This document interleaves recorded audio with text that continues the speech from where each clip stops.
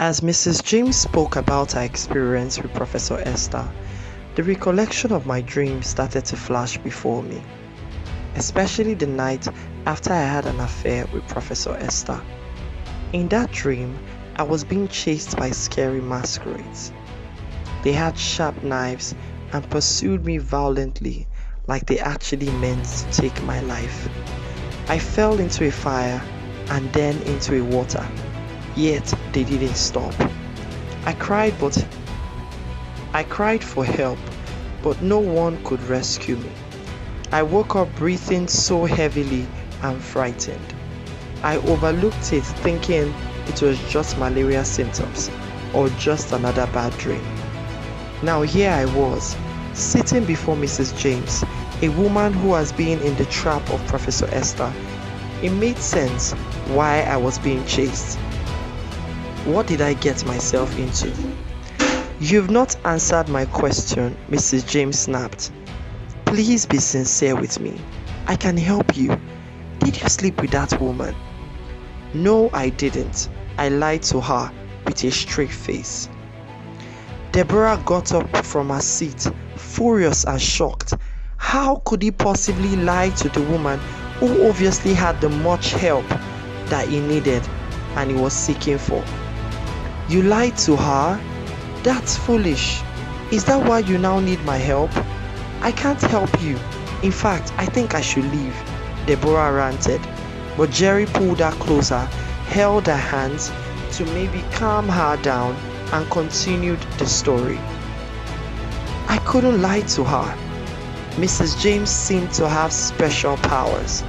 She asked me if I was having nightmares, and that was when I had to confess to her. I told her about my dreams of being chased by some masquerades and how I was chased into the fire and sometimes into a water. Then she said, "Young man, let me tell you a story. In a village many years ago, there was a man who had a son who was tormented by strange powers.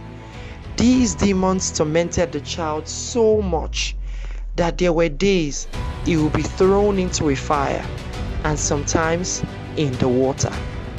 Yet it doesn't consume him. The goal was just to make his life and that of his father miserable. Nobody could understand what covenants the father had with those demons that left his child that miserable and restless. His father took him from one place to another seeking help, and one day he took him to the protege of a powerful man of God. They prayed for him and tried to heal him. Yet the demons convulsed the child and threw him into a fire again. The man was so disappointed and frustrated, particularly sad to see that his son might remain so for the rest of his life. Then there came their master. As the father of the boy saw him, he ran to him and bowed to him. "Sir, here is my son. There is an evil spirit inside him, a terrible one even.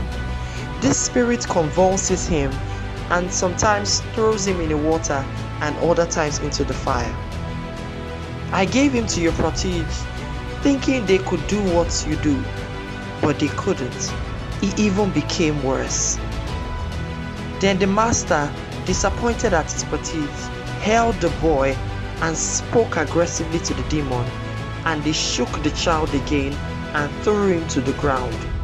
But this time he got up whole. He was free from them. Then the master's protege asked him why they could heal many diseases, yet couldn't cast out that demon.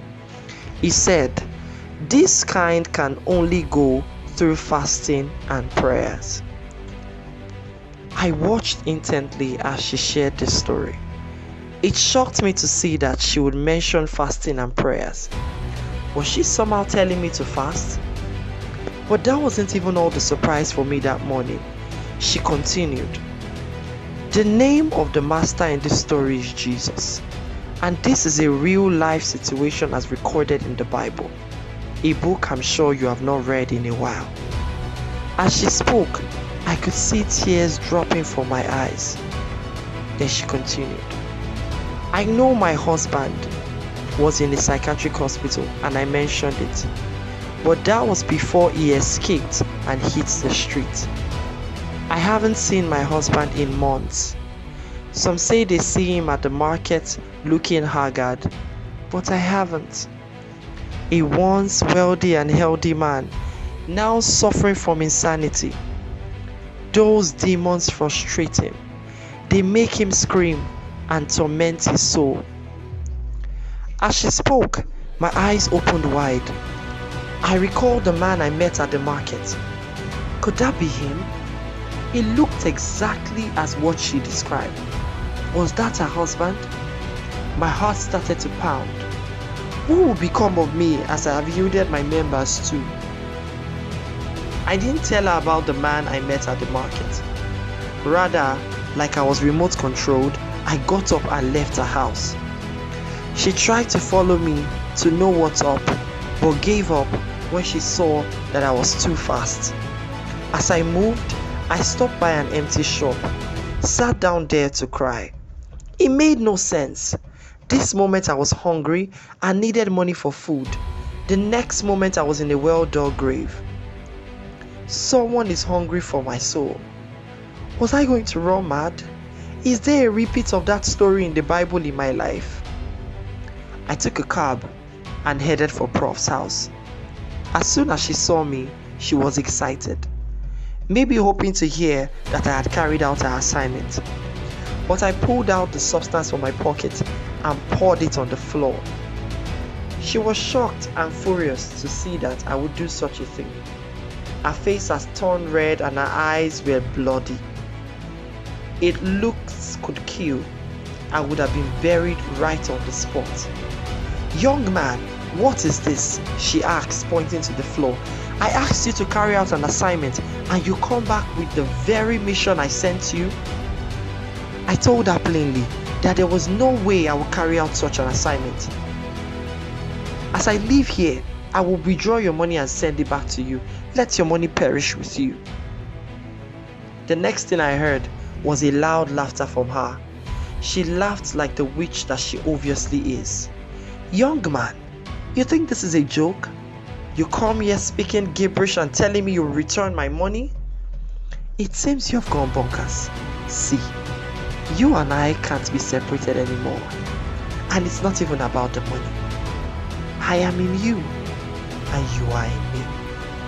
It's either you carry out my assignment or watch me waste your life one day at a time. Look at this rat. She laughed louder. She said I was in her and she was in me. That was no joke. The next event that unfolded would weaken your knees when you hear it.